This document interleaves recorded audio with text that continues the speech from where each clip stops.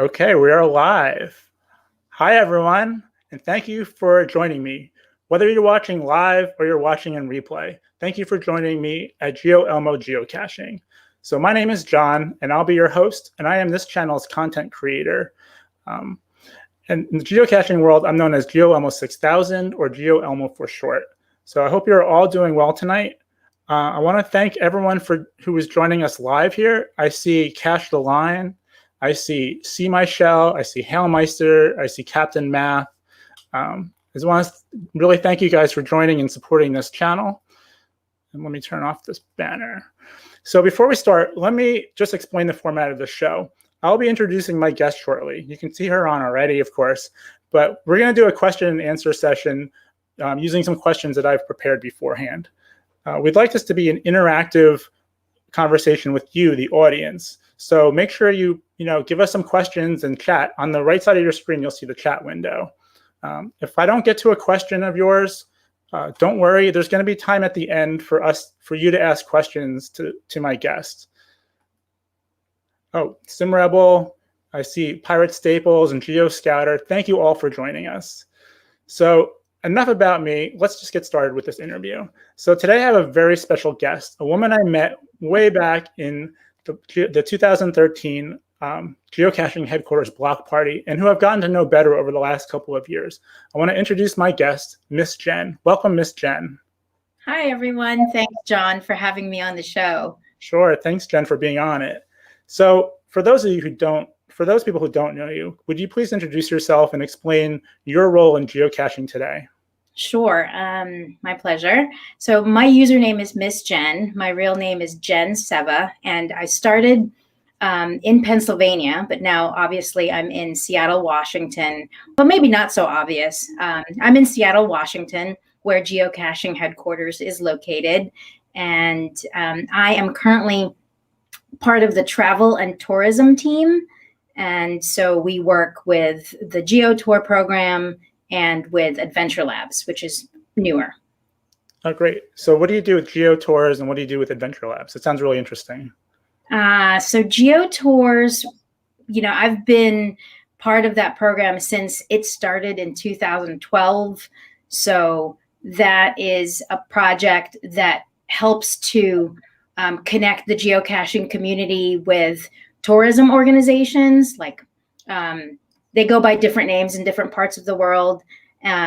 Sometimes it's a state park. Sometimes it's a chamber of commerce. Sometimes it's a destination marketing organization. And we try to connect them with the geocaching community because obviously we like to travel and they want people to go visit their locations and their destinations and their sites. And what better way to do that than with some well-placed geocaches? So that's been going on since 2012. Hopefully maybe all of the people in the audience tonight are familiar with Geo Tours and have experienced one or two.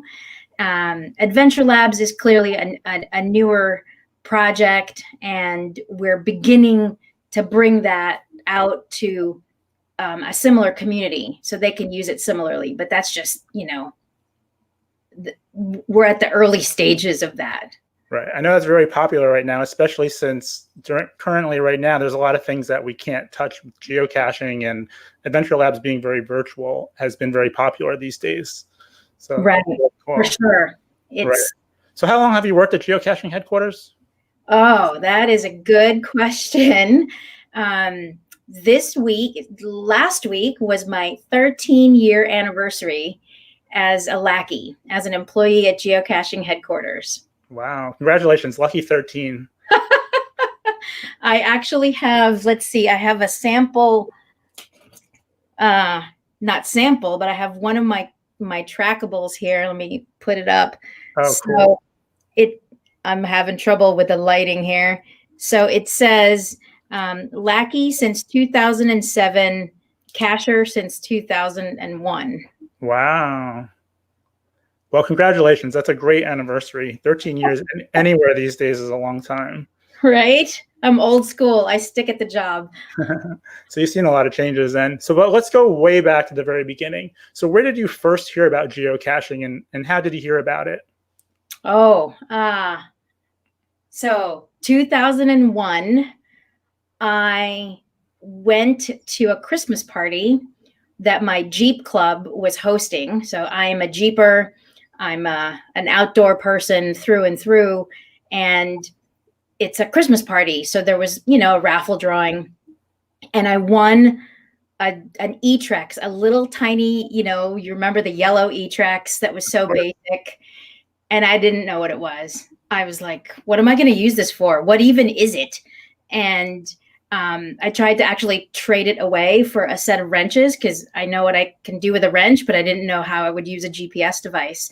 And as I was going around the room trying to get rid of this thing, my friend, another club member, his name is Chris. He was like, "Hey, there's this underground kind of new game. It's called geocaching. It's 2001." Right. So we were kind of whispering about it a little bit. And so he explained it to me. And on December 26th of 2001, I created my account.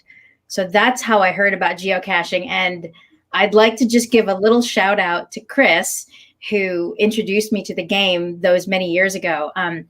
He now has a very popular YouTube channel and Instagram account called Venture 4-Wheel Drive. Okay. And it's spelled Venture, the number 4, WD. And I think a lot of you guys in the audience might really enjoy his stuff. Great. That's awesome. So that was a long time ago. I have an E-Trex also, and I painted it red for my film. So now my yellow E-Trex is now, unfortunately, it's permanently red now. So yeah, that E-Trex served me well for a really long time until, the GC codes got longer and it became defunct. Right. So how about the first time you actually went geocaching? So this is 2001 that you created your account, right? What was your experience with going for your first geocache? Oh, so again, I was in Pennsylvania and I went to a place near my house called Blue Marsh Lake, and I was so awful at this game. I mean, the end of this story is that I DNF'd my first attempt.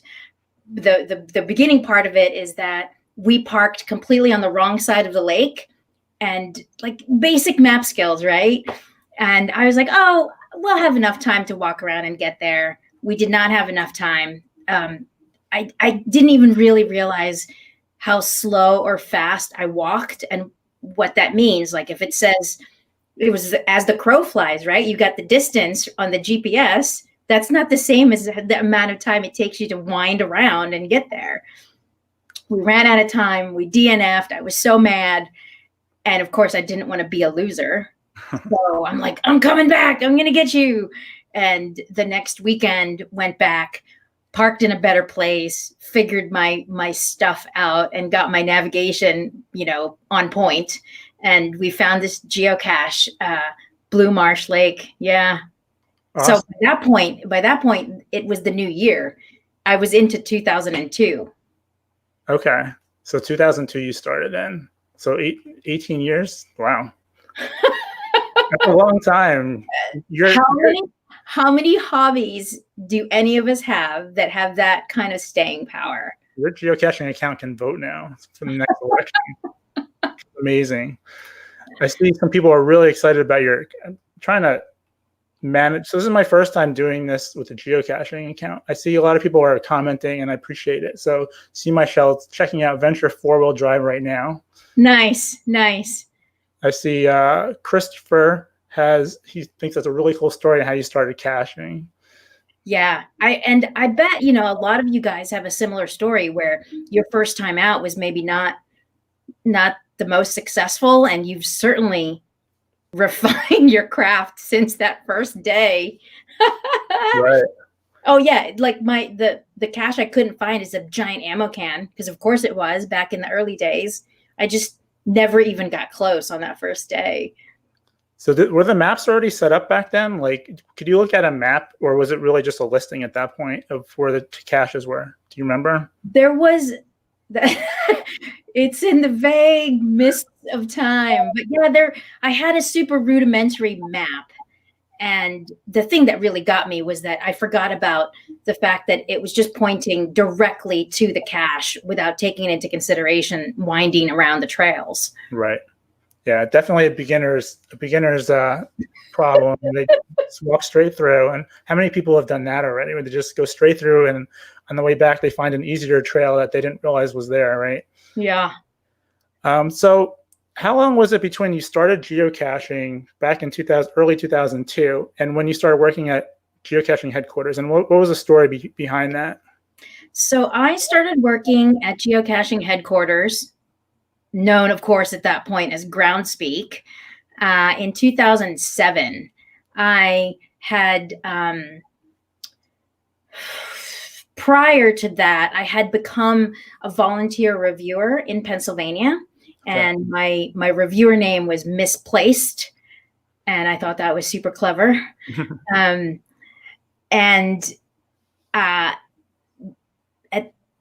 the years went by, we moved from Pennsylvania to Washington State, and I had a job that I could move with because I was working remotely for this other company. Okay. When I got to Seattle, I fell in love with Seattle, and I wanted to live here forever. And I thought, oh, it's time that I also work in Seattle instead of, continuing to work for the remote company. And so that's when I transitioned. I applied for a job at geocaching, and they knew me already because I was a reviewer. And back in those days, it was much smaller community, not so many reviewers, not so many players even. Right. Yeah, I deal with some of the Pennsylvania reviewers even now because I'm in the next state over. So oh, sure, yeah. We would have loved to have you still over in Pennsylvania. I'm a little bit out of practice with reviewing. I would be publishing things that maybe I shouldn't be publishing. I probably expect everything to be an ammo can, right? So what was your first job at geocaching headquarters then? I started out as the manager of the volunteer program. So because I had experience as a reviewer, it made sense for me to take over the job of managing, the global team of volunteers. And so that includes the forum moderators and the reviewers. And at that point, we did not have translators. Today, the translators are an important part of the volunteer team, but back in those days, we didn't have them.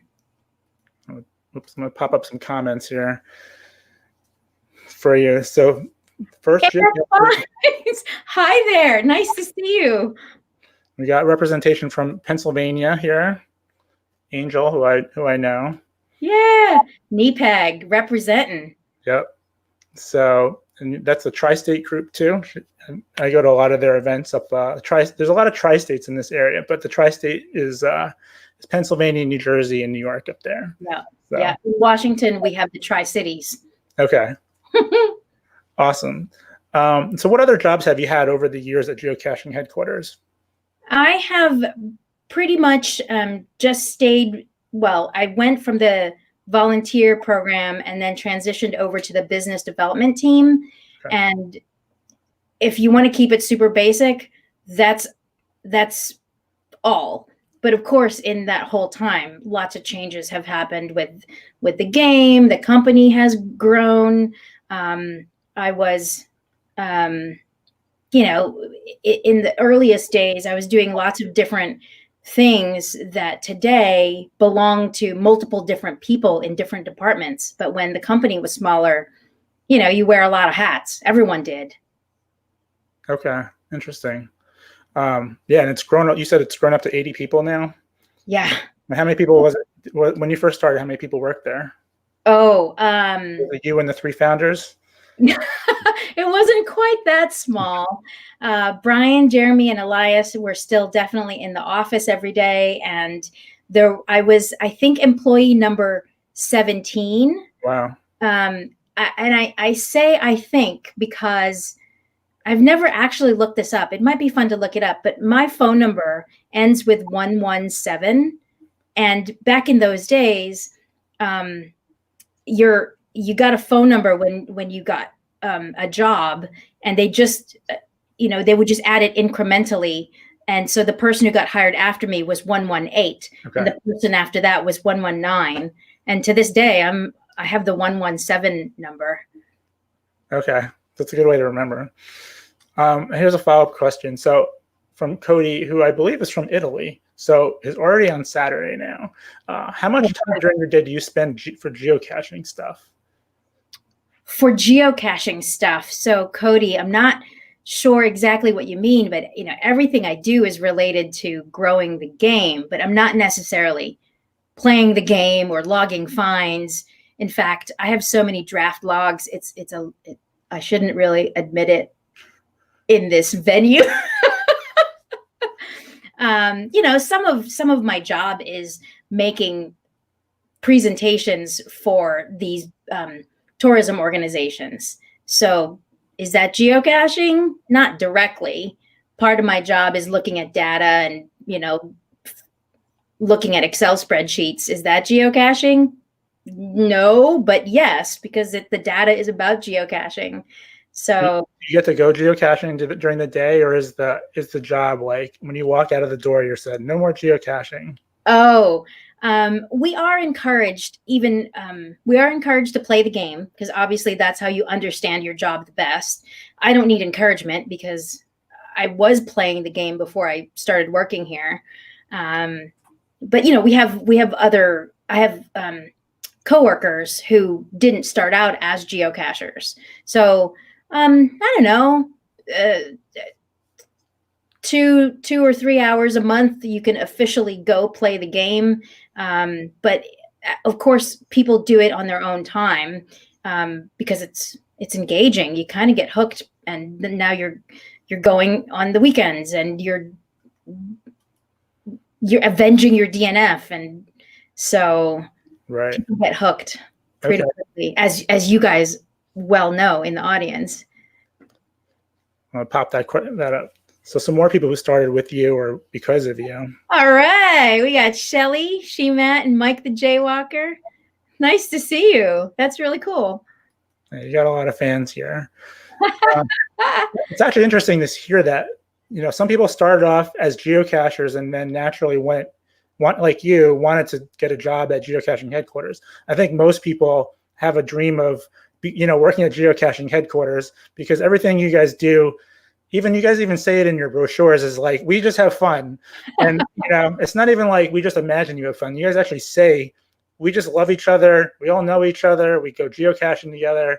And trust me, if you ever want to have an East Coast office open up, please let me know. There's a bunch of people here. I know Captain Math, I'm sure, would love it. And See My Shell's going to come here soon. And we'll open an office together, and we'll be your East Coast office if you need one. John will be first in line, and Kevin will be second. Yep. So what are some of the fun things that you've gotten to do in your years while working at geocaching headquarters? Oh my goodness, so many things. What do I want to tell you about? I mean, in the early days, I got to help create some of the guidelines and have input into, the early versions of that. And clearly those have evolved over time and matured and changed, because the game has gone to places where we didn't expect it would go. I recall fondly getting to publish mega events like Geo Woodstock while standing on the stage at Geo Woodstock. Wow. And, so cell phones arrived after geocaching started. So I remember feeling like so nerdy cool that I could be on the stage or in the audience at Geo Woodstock with my phone. And then I published it as soon as the announcement was made that next year's Geo Woodstock will be held in blah, right, location. And I would publish it. Like, so silly today, but But then back then, I No, it's exciting. I mean, the publication of a cacher event for any geocacher is still exciting, whether it's your first one or your 100th one or your 1000th one. right. To do something like Geo Woodstock, it's like that's amazing. That's really cool that you can do something like that. It also is like kind of hilarious that I'm standing here recalling the days when cell phones were new. I feel so old.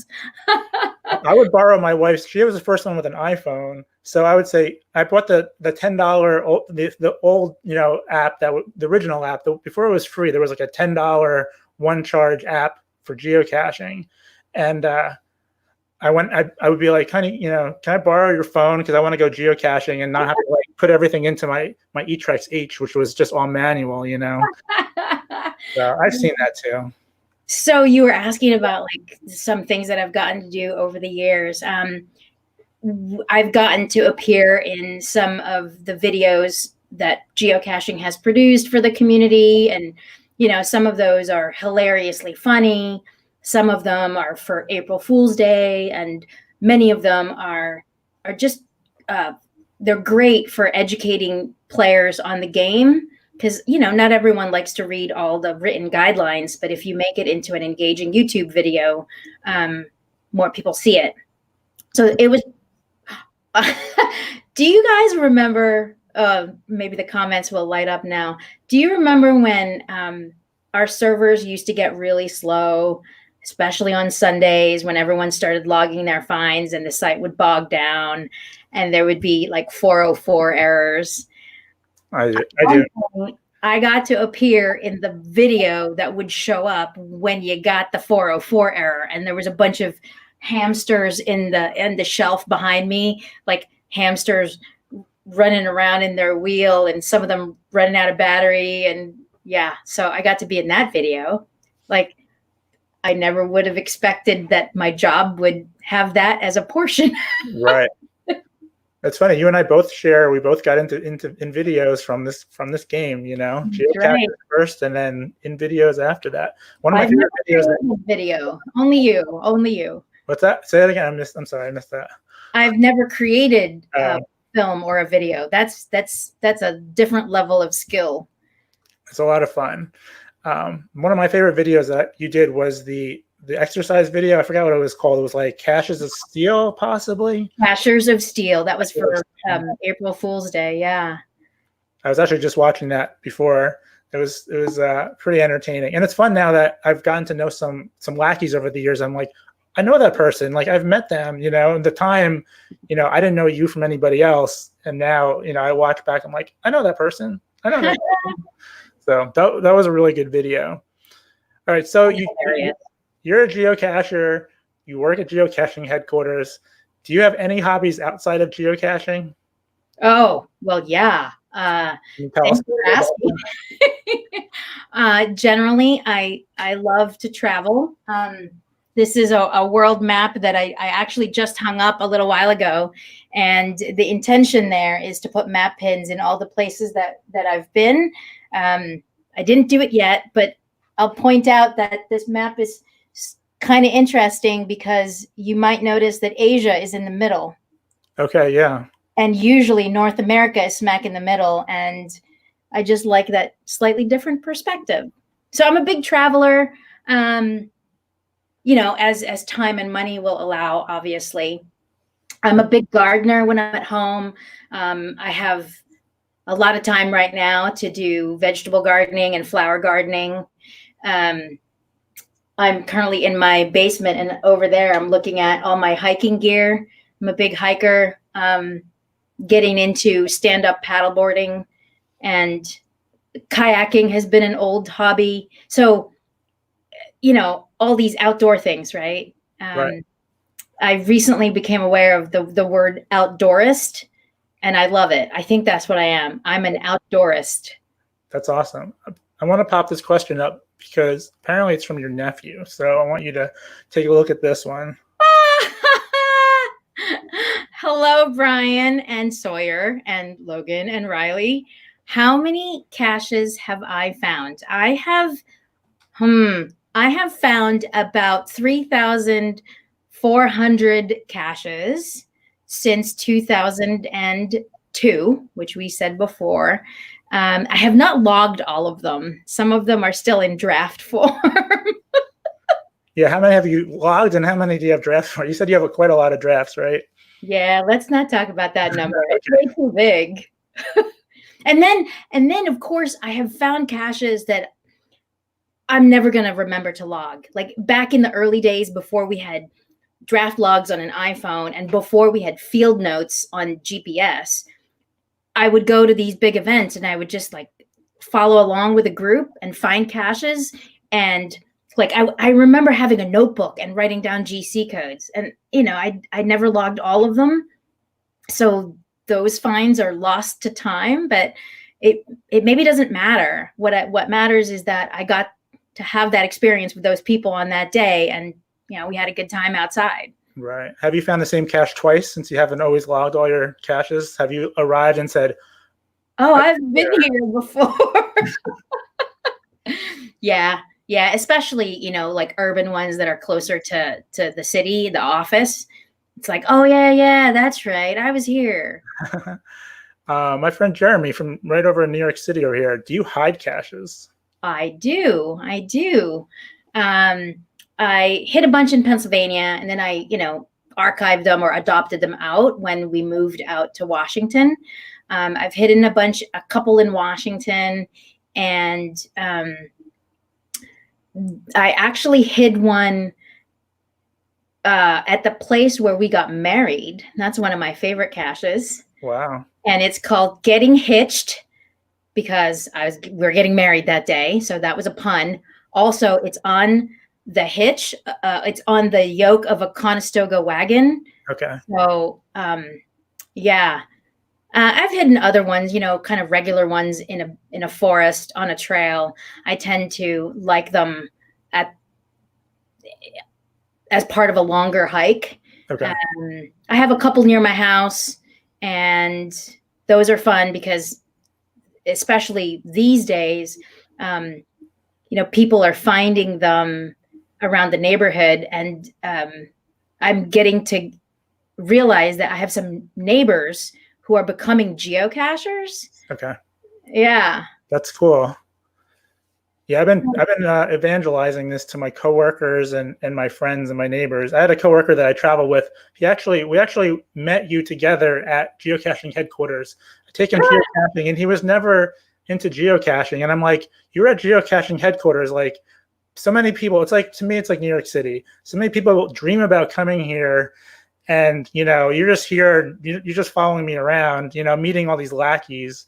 And now he's a geocacher. So it's really, I'm like, if you had appreciated it back then, all these people you met, let me ask you, what do you think? I'll step back a second. A couple of people in your audience tonight actually have been at that geocache called Getting Hitched because they were at our wedding. Oh, that's awesome. Yeah, including my nephews. What state is that? Is that Washington or Pennsylvania? Washington State, yeah. Okay, great. We're getting some representation from Long Island, my friend Marilyn. Hey, Marilyn.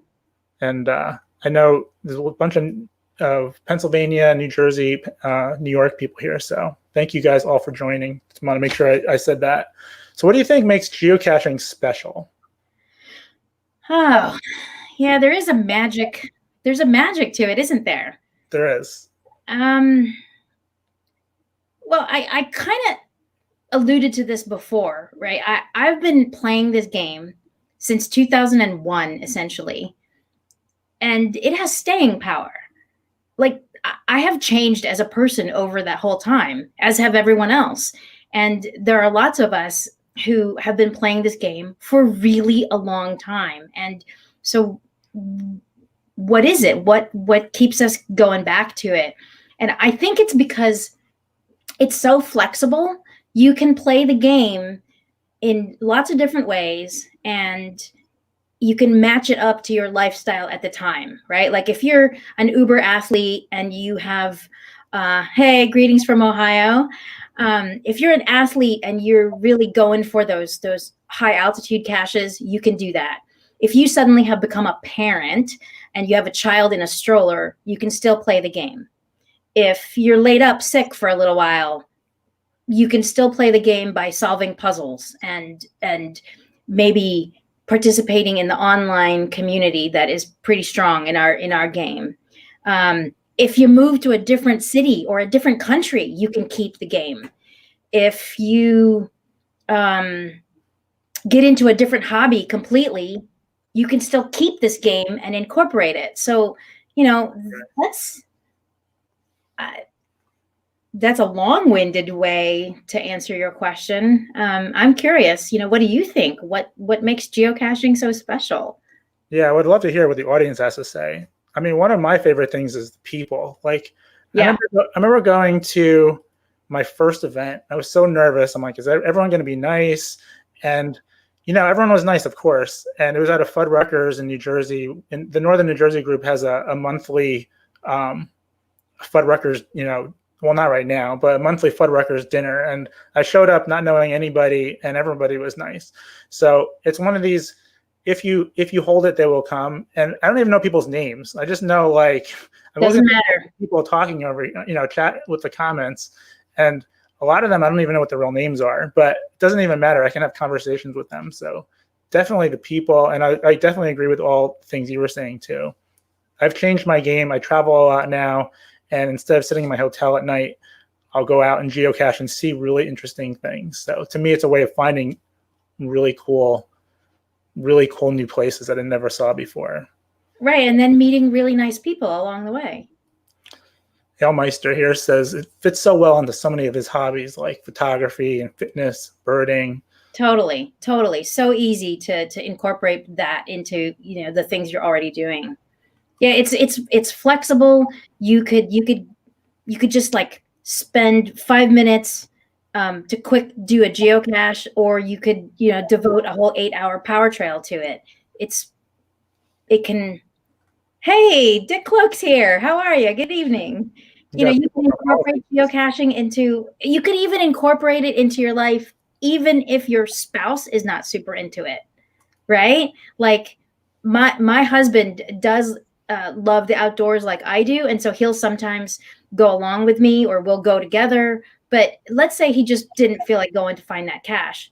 It doesn't matter. I can still go find the cache, and he can be doing whatever he's doing, kayaking or whatever, or hiking, and he could ignore the cache and I can play, and it's totally okay.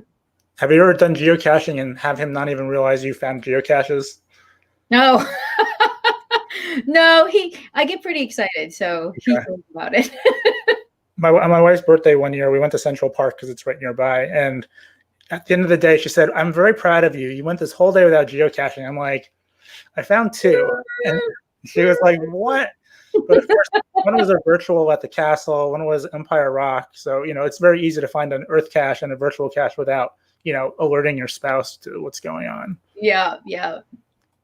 Yeah, we have someone who, Jeremy here, he incorporates geocaching into his work. So maybe I shouldn't put this up because I don't want his boss to see. I'm pretty sure that my boss knows I play this game. Yeah, I think your boss encourages it. You have a pretty cool boss. Yes, I do. I'm pretty lucky. So a little bit more of a serious question, but what changes would you like to see in geocaching? I mean, we've had 20 years of this game. A lot has changed. You've been in it from 2002, the first time you found a cache, but in 18 years, you've seen a lot of changes. But what changes would you like to see going forward? What else can there change, that a positive thing, or what you think? Yeah, that's true. I mean, I'm in my head, I'm kind of mulling over all the changes that we have seen, right? Like the pace of the game is so different today.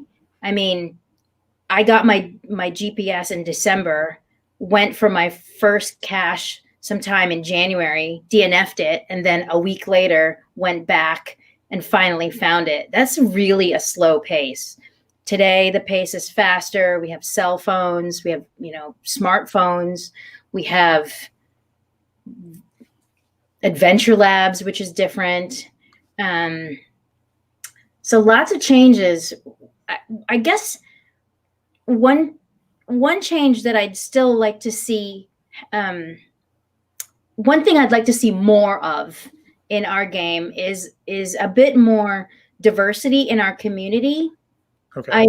I I'm from the Philippines. I'm a woman, and the majority of people who play this game are white guys. And no offense to anybody who's a white guy, I'm married to a white guy. I love them, but it would be really cool to embrace the rest of the community. And we don't have so much representation in certain. Yeah, it would be great to have better representation. And I'm not sure really even how to encourage that. I mean, I have some ideas, and I'm sure your listeners tonight have their own ideas of how we can get a little bit more diversity into the game. Yeah, I'd love to hear from in the comments. I mean, I noticed that when I was doing 2 of my films that were international films. One was about the film festivals around the world. I thought it was very interesting that there were film festivals in so many countries, like Bahrain, places I was like, wow. But when I actually dug into it, like the one in Bahrain was hosted by a guy from Maryland, Oh. the one in Taiwan was hosted by a woman from Hawaii, who was just visiting. A lot of them were just like Singapore was hosted by someone from somewhere else. A lot of them are hosted by Europeans. So it's just interesting that there's a lot of Europeans, there's a lot of geocachers around the world, and there's a lot of geocachers around the world, but there's a lot of American, North and South American, and European that kind of spread out to the rest of the world. Most of the geocaches are from those places, those people from those places. Yeah, like how do you get more, I don't know, people from Cambodia playing the game? I'm not sure. They have cell phones too. They have internet. The selective availability is in their favor as well.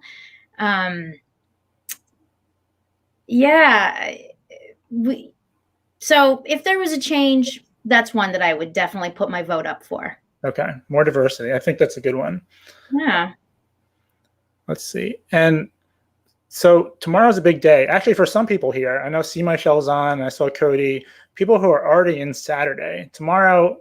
Today for them is a big day. So it's a huge day for our community. It is. So what's tomorrow?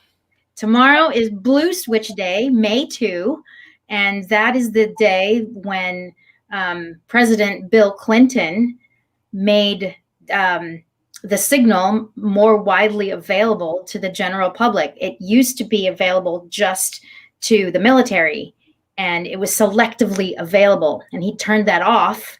So then now everyone could benefit from it and access the signal and play silly games like geocaching, or use location-based information for more noble causes.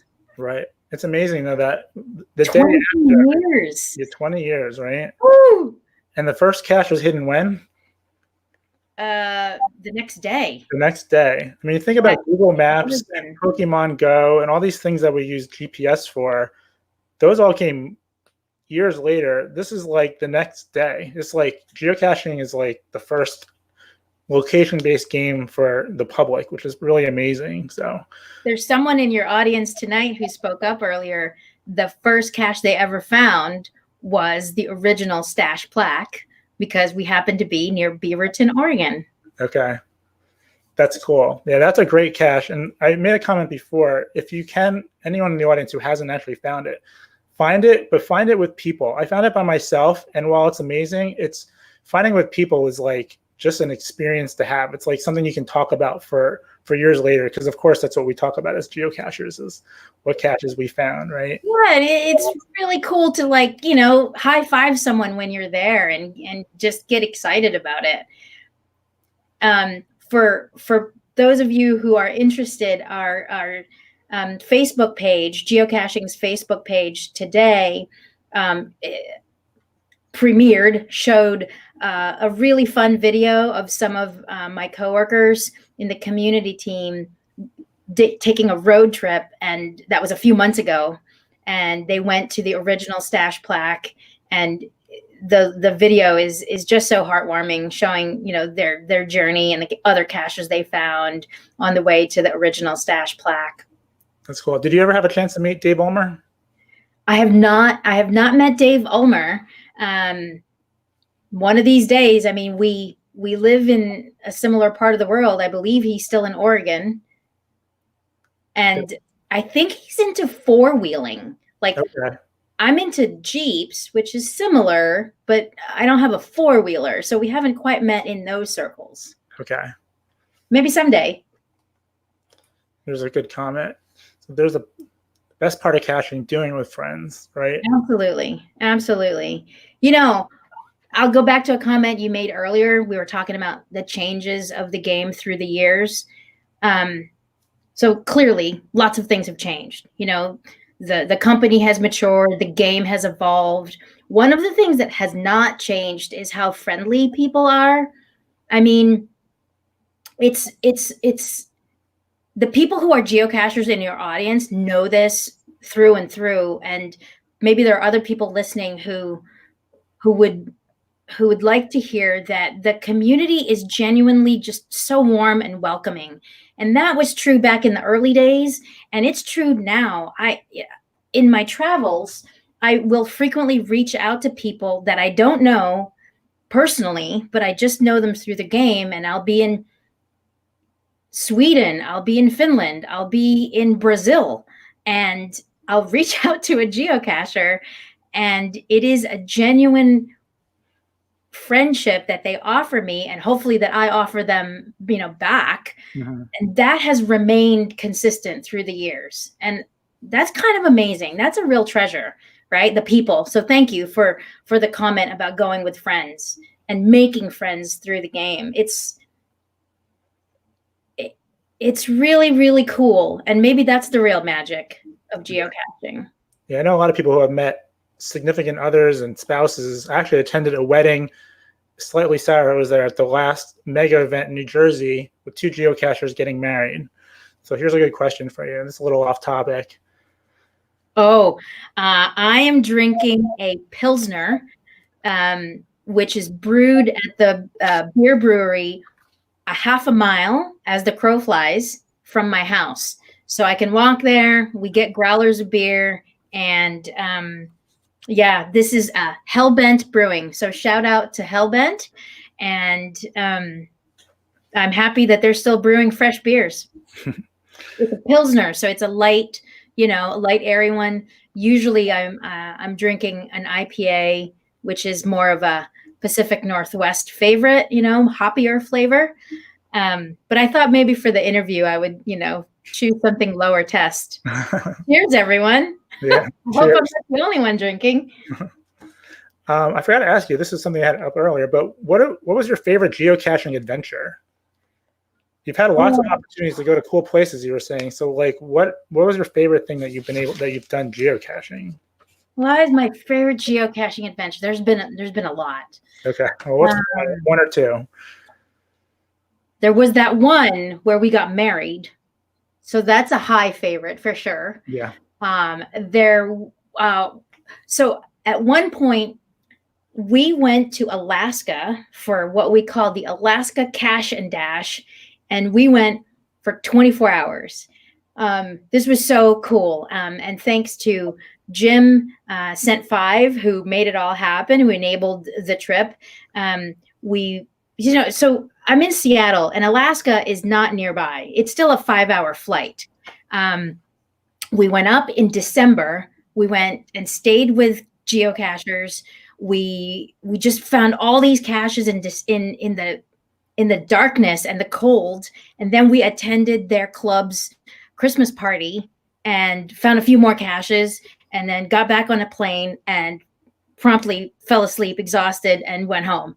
And so that was the Alaska Cache and Dash. Wow. It was so much fun. It's kind of crazy. It was definitely aided by the fact that he works for the airline, and at the very end of that year, he had these extra tickets that he could give away. And so that's what prompted us. He was like, "Hey, do you want to go to Alaska for 24 hours starting tomorrow?" It was something like that. That's and I'm awesome. like, "Yeah, sure, of course. I'm down." That's so cool. It was really, really fun and cold and dark. What month was it? December. Wow. Okay. Yeah, I can't imagine. I heard the summer is nice up there, but Here's a comment. Another New Jersey representative here. The most recent being the mega with the wedding you spoke of, camped with that couple previously. Yeah, it's really like memorable trips with other people. Like, you know, you're talking about that trip down to, that was in the video. I actually saw that video where it's like a bunch of people going down to the, you know, the stash. And my favorite trip was, I went to the Bridges and Arches of Central Park, which was my number one cache ever. If anyone watching hasn't done this cache yet, seriously the best cache ever. But it was, first of all, it was finding the cache, but I went with 8 other people, and it was just amazing. And the cache owner himself is awesome. We actually texted him ahead of time and said, we have 9 people who are going to sign the log, and he puts these coins out. And he actually went and hid the coins in a different place for us because they wouldn't fit in the cache themselves. Oh. Just like that experience of going with those 8 people. So definitely I agree with Bob is Unreal and Bob is Unreal geocaching, exploring, you know, people, definitely people, you know, and sounds like your trip was fun. 24 hours. I can't even imagine that. That's awesome. That's not the craziest idea. I mean, lots of crazy ideas have been born with geocaching just for the sake of a couple of smileys. Right. You haven't done the ET trail or anything yet? I've heard that. I've seen videos of that one. That's crazy. Of which trail? ET Power Trail, where people, they just go. I have not done the ET Power Trail, but hey, it's still out there waiting for us to find it. I'm starting to get close to the end of the questions. I just want to make sure the audience starts thinking about any questions that you have. I know I missed a couple of them as they were scrolling through. So, you know, if you have questions for Miss Jen, please make sure you put them in the chat part so I can get to them. Another question for you that I have, what question did you wish that I asked that I didn't get the chance to ask you?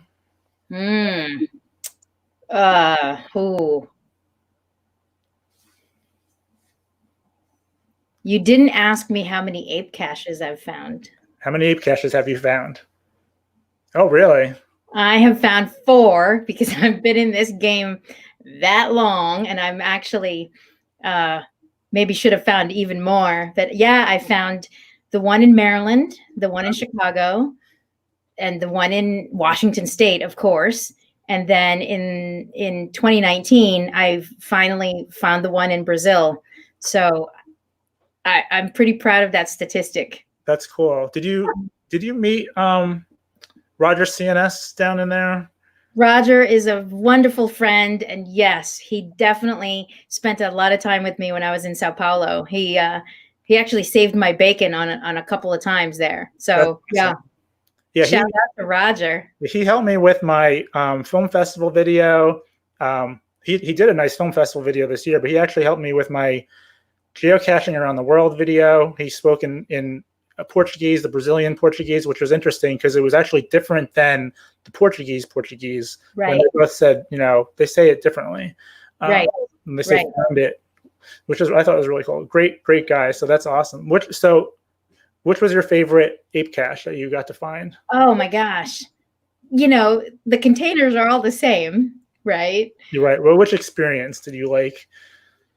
Well, I mean, Brazil was separated in time by many years, by over a decade from the first 3 that I found were in kind of close together in time. And so the Brazil one feels super special because, you know, it's recent for me. And plus, you know, I had the usual, well, maybe not usual, but I had additional travel woes where I didn't have any luggage. So it got lost and it arrived later. So I'm in Sao Paulo with no luggage other than my hand carry. And I had packed appropriate things to wear for geocaching in the jungles of Brazil. Guess what? They were all in my luggage. Wow. And I ended up doing this hike in the jungle with just the same clothes that I had traveled in from the United States, and, you know, not the right supplies, but you know what? you make do. And of course it rained because it's the rainforest, and we were soaked. We were super wet. We could not have been any more saturated. But we found it, and we had a great time, and we tried not to get everything wet inside. And we completed the Geo Tour, which includes the Brazil Ape Cache, Okay. Mission 4 Southern Bowl. And so we completed the Geo Tour. So that was an especially celebratory moment. That's cool. Yeah. The only closest I got was the one that was the replacement.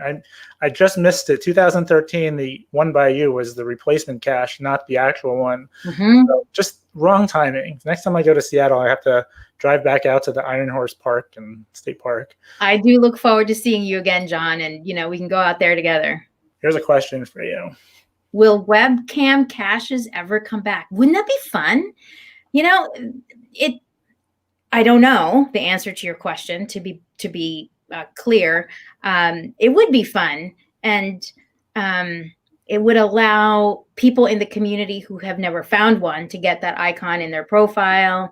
And I don't know, and I'm curious too, if there are actually more webcams today than there might have been 10 years ago. Does anyone know? Like, are there more or fewer webcams today than in 2010?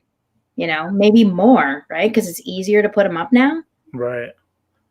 Yeah, I don't know. I've actually tried to use a traffic cam one time, and I was, of course, denied that because it wasn't allowed. So is there a way to actually incorporate Adventure Labs with webcams? Is there a possibility with that you can think of? Oh yeah, that's a fun idea, right? Like, you have a question that you need to answer, and you might have to manipulate a webcam to focus. You can't really manipulate a webcam to focus in on something. Yeah, just thinking out loud. Ooh, that, I don't know. I'll have to have another beer and think of that one. I was talking fewer. Thanks, Kevin.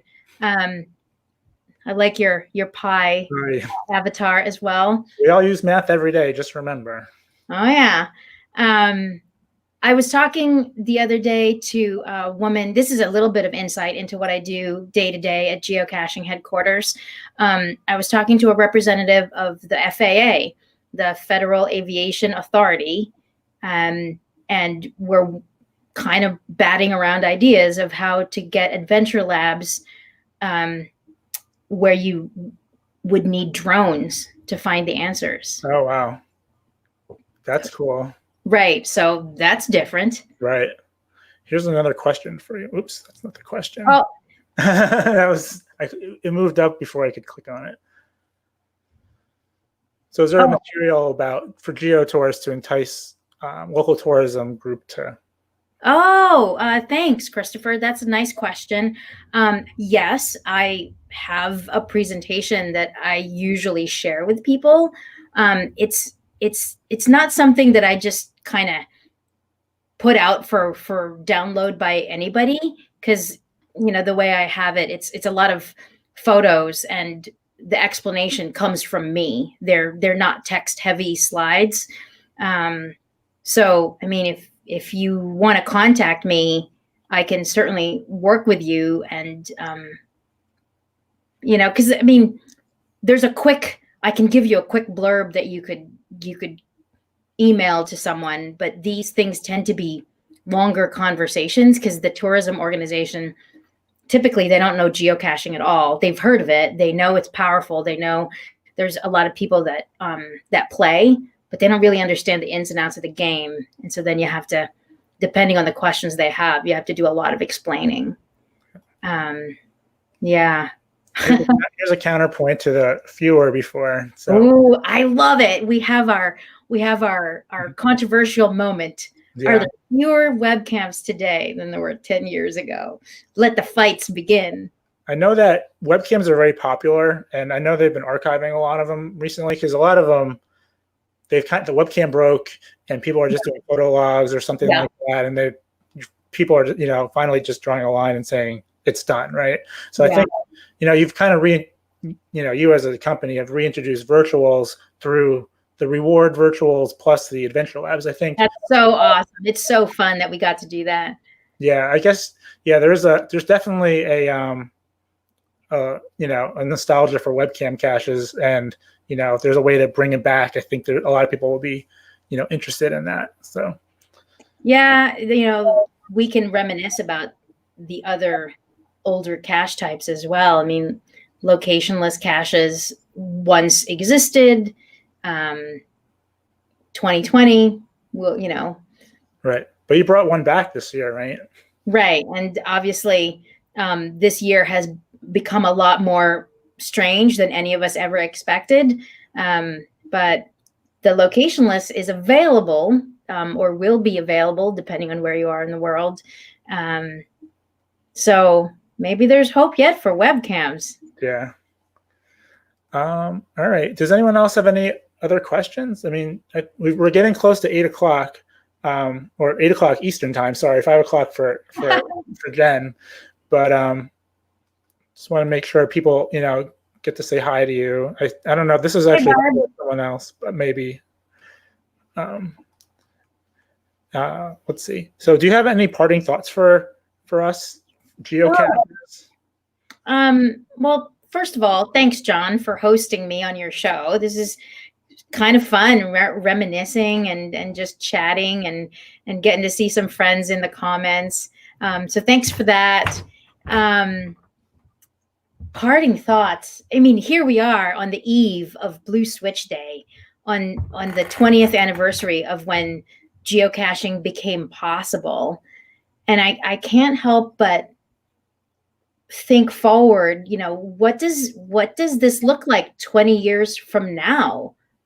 Because back then, I don't think anyone really expected that a game would get born and a website would be created with a game that would be celebrating its 20-year anniversary this year. So that was unexpected and awesome. What's the next 20 years going to bring? And will it be just as unexpectedly awesome? I don't know. Yeah, let's mull that one over. Yeah. I see there's been so many changes, but it's been such a great game. And I know that everyone who's been, chatting, and people who are going to watch this later in replay, I mean, a lot of people's lives have changed because of this game. People have exercise that they weren't getting before. They found a reason to get out. They found love. Like I said, I went to a wedding. Some of the other people here in the chat were at the wedding last year at the mega event. Yeah. And it's just great. So yeah, we really appreciate you, your part in this, and please thank everyone at Geocaching headquarters from all of us who are watching. It's really Signal has been listening and will report back to the office for sure. Okay, thank you. Yeah, do I get to log a location list from this guy, or do I have to see the other one? Not quite. And for those of you who are, for those of you who I might meet later in person when those events start happening again, I do have this Lackey tag, and that's me in front of Mount Rainier at Mineral Lake. That's my current design. So I'm happy to pass this along to you when I meet you in person. So I hope I get that opportunity. All right. Well, thank you, MissJenn. I really appreciate you taking the time to do this. I know this is the end of your work week. I hope you have a great weekend. And I want to thank everyone who has been watching. Like I said, watching live now, thank you for joining us. Watching in replay, thank you so much for watching this, on your own time. If you have a time to subscribe, if you liked what you saw, please don't forget to hit the subscribe button. Should be down there somewhere. I don't know if it's, yeah, it is popping up. There's a little red YouTube icon over there. But I really appreciate you guys for watching. Down a little closer. Down. Yeah, and don't forget to, MissJenn, really, when you get that East Coast office idea going, send us an email. I know See My Shell and Captain Math. I'm sure some of the other people here will be very happy to quit our jobs and work for you guys. So I've made a note. Thank you. Okay. Thank you very much. I really appreciate it. Have a great night. And thank you for watching.